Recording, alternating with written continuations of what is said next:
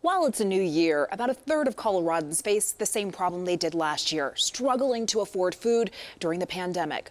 Our Katie LaSalle has more on the resources HungerFree Colorado has to help those suffering from food insecurity.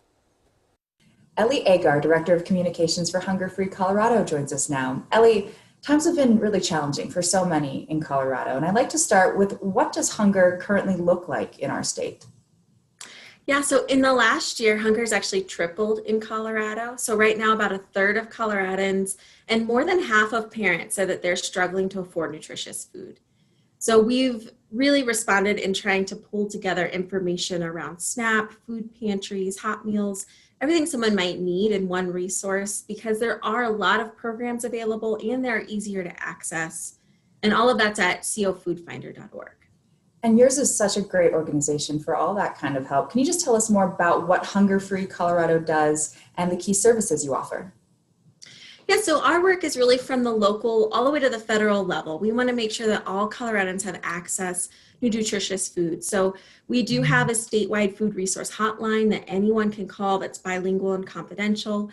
We also have cofoodfinder.org as a one-stop resource. And then we do a lot of work in communities so that really your local leaders all the way to your federal officials have the information and the support they need to really end hunger throughout our state. And the food stamp program, you brought it up earlier, known as S.N.A.P, it has also changed in response to COVID-19?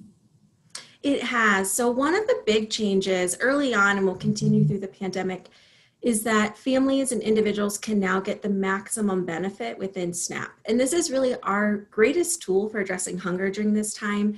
It gets dollars directly to families and individuals through an EBT card, which is kind of like a debit card. So for a family of four, that's $680 a month. And even for an individual, that's just over $200 a month. So that's a huge help in being able to get groceries. You can even use that for the grocery pickup, for social distancing, and all of the information about eligibility and enrollment you can get through our website or directly on the government website. So you can go to cofoodfinder.org to get that. And for those watching who would like to help get involved, what is the greatest need right now? So across the board, we've seen great need, but food pantries are seeing still about 6 to 10 times what they were seeing before. So we know the need is continued even into the new year.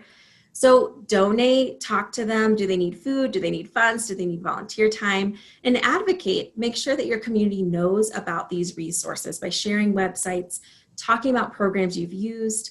Many schools are now offering free meals to students and their families. So if you utilize that, share it on Nextdoor, talk about it in your community forums, let people know that these resources are there for them.